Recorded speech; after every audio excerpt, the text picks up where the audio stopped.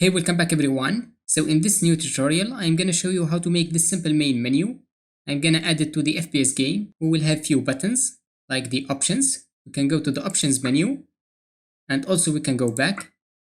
We didn't add the actual settings yet. We are going to add that later on. Also, we have this exit game. We can exit out of the game. And finally, we'll add the play button. We can play the game. So if you want to check out how I made this game, you can watch the whole series. The link is under the video description. Also, before we get started, make sure to hit the subscribe button and ring the notification bell so that you don't miss any one of my next videos. And let's jump right into it.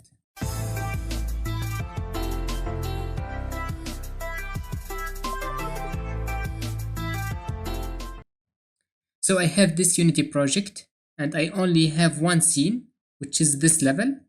Let's go ahead and create our menu scene. Under the scenes folder, right click, create, and let's use a scene. I'm gonna call it menu. Then let's open it up. First of all, we need to create a background image. So I'm using Photoshop. Let's go ahead and create a new image using File, New, and let's call it background. So I'm gonna make it 1920 by 1080. That's the full HD image. And let's hit OK. Basically, I'm gonna use a simple gradient using this gradient option. And let's go ahead and change the style to the radial one. Also, I want to reverse it. You could also go over here and change the colors. For example, if you want to change this to a purple one, I think it looks good as well. So I'm gonna stick with that and let's hit OK. Now let's go ahead and save it using File, Save As, and let's save it under my desktop as a PNG format, and let's hit save. I'm gonna drag it under the GUI folder, and we need to change the type to Sprite2D and UI. So select the background image and let's change the texture type to Sprite2D and UI, and let's hit apply. Then let's go ahead and drag this image under our menu scene. So make sure to reset the transform. I'm gonna change the scale to 2 on the X, the Y, and the Z. Then let's go ahead and make this menu a little bit better by using a 3D model. So in this project, I've used a 3D character, which is a robot, under the art folder. I've downloaded this one from the Asset Store. You could get it for free. So let's go ahead and use one of these prefabs. I'm gonna use this one. Let's move it to this side. So I'm gonna change the Z position to -7.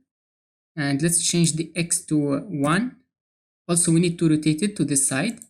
So I'm gonna change the Y rotation to 200. And let's rotate it a little bit on the X. Also, let's go ahead and make it idle by default. So here we have this animator component. So this comes with the 3D model. It has a bunch of animations. So I'm gonna get rid of all of these animations. And let's use one of these. So under the animations folder, I'm gonna use this idle. Just drag and drop the idle animation under this window. So I want to mention that you don't need to add all of these stuff when you're making a start menu. I'm just adding these because this is an FPS game. So if we hit play, and as you can see, our menu looks good. Let's go ahead and add a few buttons so that we can go to the options or play the game. Under the hierarchy, let's right click UI and let's create a text mesh pro. And let's call it game title. So I want to create this title up here. We need to use Shift Alt and let's select this option so that we can move the text to the upper left corner. Also, let's go ahead and change few settings. For example, I want to change the text to FPS game. Then let's go ahead and change the size. I'm gonna use 50. Also, we need to change the width. And I'm gonna move it on the X by 50. Also, I want to move it on the Y axis, so let's change the Y position to -50. Now let's create the actual buttons. Under the canvas, let's right click UI and let's use a button, and it's right here in the middle. Then let's go ahead and move it to this side using Shift Alt. I'm gonna use this one as well. And let's change the Y position to -200. And as you can see, it's very small. So I want to mention that you could make the UI elements responsive. For example, if we change the size like 4K, you see that the buttons is smaller. And if we make it free aspect. As you can see, it's messing up everything. So to fix this problem, we could change the UI scale mode of our canvas from here. Make sure to change it from constant pixel size to scale with screen size. And here we could use a reference like 1280 by 720. And the problem now is fixed. And I recommend you to change this property to 0.5. Now, if we change the aspect, for example, let's use the 4K. As you can see, we have the same size. Now let's go ahead and delete the text under this button because the default text is not good at all. Make sure to delete it, and let's use the Text Mesh Pro using right click, UI, Text Mesh Pro. Then let's go ahead and change the size of the button a bit. For example, let's move it on the X by 50, and let's change the width to 180 by 55. And under here, let's go ahead and change the color to a gray one. Also, let's center this text.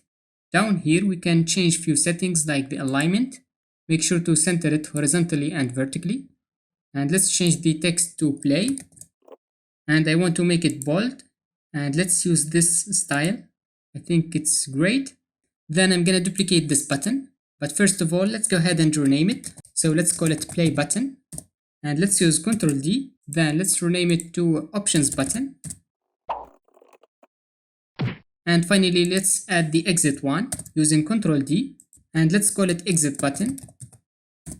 Then I'm gonna move it by -400. Also, let's change the text to exit game. And I wanna change the width of this button as well to 220.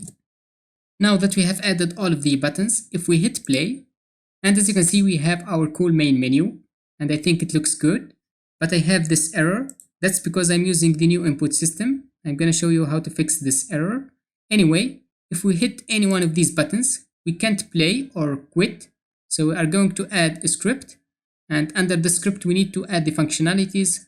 For example, we can create a play game function to play the game when we click on this button. And to do that, we need to create a C# script. But first, let's fix this error. So if you are using the new input system, make sure to select this replace with input system.ui input module. And that's going to fix the problem. But if you are using the old input system, you are not going to get this issue. Now let's create a script. Under the scripts folder, let's right click, create C# script, and let's call it main menu, and let's open it up in Visual Studio. So first of all, let's go ahead and get rid of the start and update method, and let's declare a public void, and let's call it play game. And in order to play the game, we are going to load the level scene. So first of all, we need to use the namespace Unity Engine .scene management, and then to load the scene, we can use the scene manager .load scene, and in here we need to pass in the index of the scene, or we could use the name. So the level that I have is called level, and let's create another function to exit the game using public. Make sure to make it public so that we can access it from the buttons. Void, and let's call it quit game. And in order to quit, it's very simple. We can use application.quit. So this is a built-in function to quit out of the game. Let's save the script. And in order to use the functions, we need to attach the script to an object under our menu. So under the hierarchy, let's right click and let's create an empty game object. I'm gonna call it main menu as well. Then let's drag in the main menu script. And let's go ahead and select the play button. So in order to play the game, we need to hit this plus icon, and then we can drag in this main menu. And under the main menu script, we have this play game function. And the same thing, let's select the exit button, then drag in the main menu, and let's call the other function, which is under the same script, and we've called it quit game. Then in order to test that everything is working, first of all, you need to make sure that under the file build settings, you need to drag in all of these scenes. For example, we have a menu scene and a level scene. Make sure to drag these under this area. So if you don't have the levels over here, make sure to drag in the menu, then the level scene, and we can hit play. If I click on the play button, I can play the game. But if I click on this exit game, it's not gonna work on the editor, but if you build the game, it's gonna work.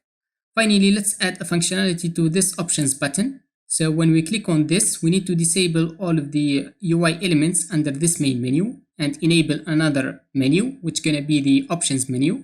And to do that, first of all, we need to put all of these under a new panel or under an empty game object.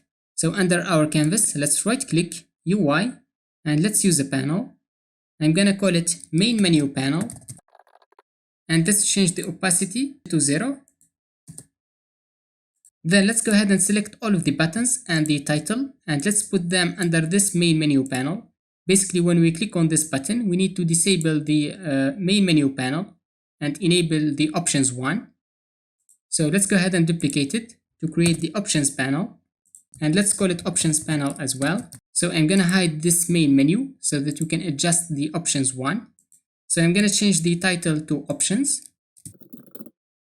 and we don't need all of these buttons. So I'm gonna get rid of these. We just need a back button. So let's change the text to back so that we can go back to the main menu, and make sure to remove the previous function. So this function is playing the game. We're going to add the functionality right now to go back to the main menu. Basically, we need to disable the options panel and enable the main menu, and you will see it's very simple. But first of all, let's change the position of the back button. For example, let's change it to -500. Then let's select the options button. So when we click on the options button, we need to enable the options panel. You could simply drag in the options panel under here, and we can select the built-in function under the game object, which is set active true. And we need to disable the main menu. So drag in the main menu panel and select the function game object set active false. And for the back button, we need to do the opposite. So let's call it back as well. Then let's hit this plus icon 2 times. So we need to enable the main menu using game object set active true and disable the options panel using the same function game object set active and false this time. So by default we are in the main menu, so make sure to disable this one and enable the main menu by default. Let's hit play. So if we hit the options button, we are inside the options menu, and also we can go back. So it's working. Finally, let's add a button click sound effect when we click on the buttons. And to do that, first of all, you need to download a button click sound effect. I've already downloaded this one.